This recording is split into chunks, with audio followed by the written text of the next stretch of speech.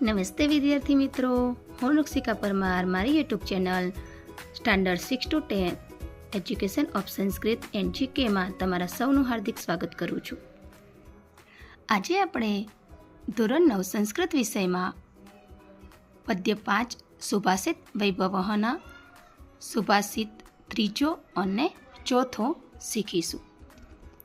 ત્રીજું સુભાષિત જોઈએ. મક્ષિકાઃ વ્રણમ ઇચ્છન્તિ ધનમ ઇચ્છન્તિ પાર્થિવાઃ નીચાઃ કલહમ ઇચ્છન્તિ શાંતિમ ઇચ્છન્તિ સાધવઃ. વિદ્યાર્થી મિત્રો, સંધિ જોઈએ એ પહેલાં આપણે પ્રથમ સુભાષિત અને બીજા સુભાષિતનો વિડીયો ચેનલ પર મુકાઈ ગયો છે.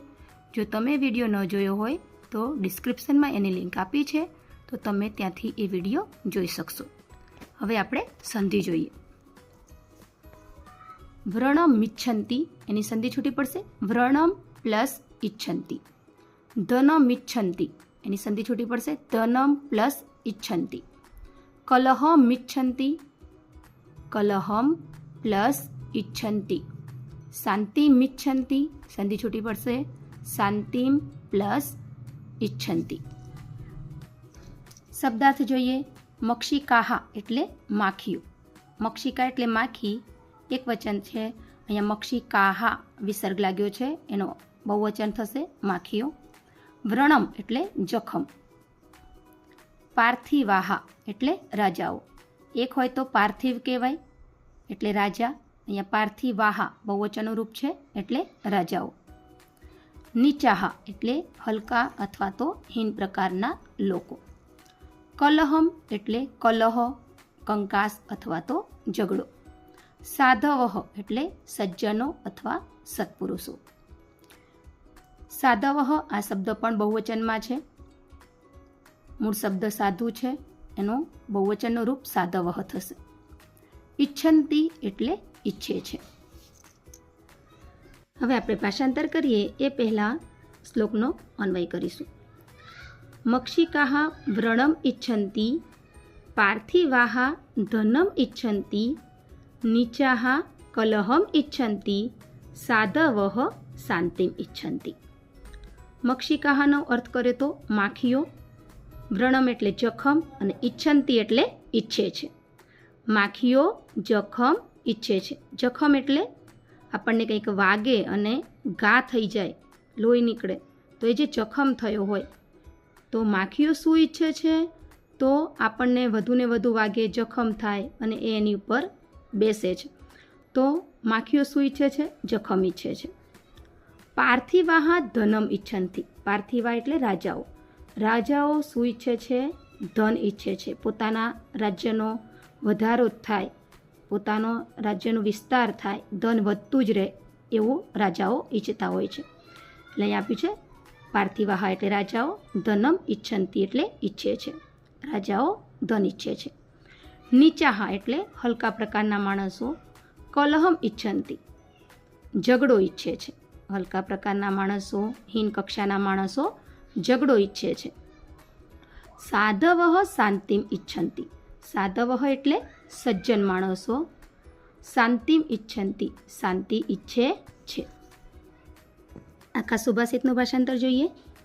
માખીઓ જખમ ઈચ્છે છે. રાજાઓ ધન ઈચ્છે છે. હલકા પ્રકારના માણસો ઝઘડો ઈચ્છે છે અને સજ્જનો શાંતિ ઈચ્છે છે. હવે બીજું આગળનું સુભાષિત જોઈએ. ચોથું સુભાષિત. ગાવો ગંધેન પશ્યન્તિ વૈદેહે પશ્યન્તિ બ્રાહ્મણાઃ ચારેહ પશ્યન્તિ રાજાનઃ ચક્ષુર્ભ્યામ મિતરે જનાઃ. સંધિ જોઈએ. ગાવો ગંધેન એની સંધિ છૂટી પડશે.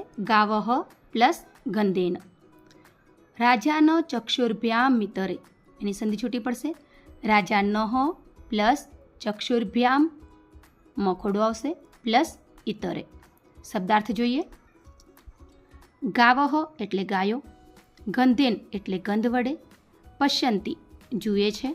વૈદેહે એટલે વેદો વડે. રાજાનઃ રાજાઓ. ચારેહ એટલે જાસૂસો વડે, ગુપ્તચરો વડે. ઇતરે જનાહ બીજા અથવા તો સામાન્ય માણસો. ચક્ષુર્ભ્યામ એટલે બે આંખો વડે. હવે આપણે સુભાષિતનો અન્વય કરીશું અને ભાષાંતર કરીશું. ગાવો ગંધેન પશ્યંતી બ્રાહ્મણાઃ વૈદેહે પશ્યંતી રાજાનઃ ચારેઃ પશ્યંતી ઇતરે જનાઃ ચક્ષુર્ભ્યામ. અહીંયા સંધિ છૂટી પાડી હતી આપણે. રાજાનઃ પ્લસ ચક્ષુર્ભ્યામ પ્લસ ઇતરે, એમાંથી ઇતરે જનાઃ શબ્દ લઈશું, છેલ્લો શબ્દ આવશે ચક્ષુર્ભ્યામ. ચલો પહેલો શબ્દ લીધો આપણે, ગાવો એટલે ગાયો. ગંધેન પશ્યંતી ગંધ વડે જુએ છે. ગાયો ગંધ વડે જુએ છે એટલે કે ગાય વગેરે જે પશુઓ છે એ એકબીજાને ઓળખવા માટે ગંધનો ઉપયોગ કરે છે. એ સ્મેલ પરથી એકબીજાને ઓળખે છે. ગાયો ગંધ વડે જુએ છે. બ્રાહ્મણાઃ વૈદેહે પશ્યંતી બ્રાહ્મણો વેદો વડે જુએ છે. બ્રાહ્મણોને પાસે જે જ્ઞાન છે એ વેદોને જાણવાથી સમજવાથી એમને મળ્યું હોય છે. તો બ્રાહ્મણો શાના વડે જુએ છે? વેદો વડે જુએ છે. રાજાનઃ ચારેહે પશ્યંતી રાજાઓ ચારે એટલે જાસૂસો વડે પશ્યંતી જુએ છે. રાજા પોતાના રાજ્યનું ધ્યાન રાખવા માટે ગુપ્તચર રાખતા હોય છે, જાસૂસો રાખતા હતા પહેલાંના સમયમાં. તો રાજાઓ શાના વડે ધ્યાન રાખે છે?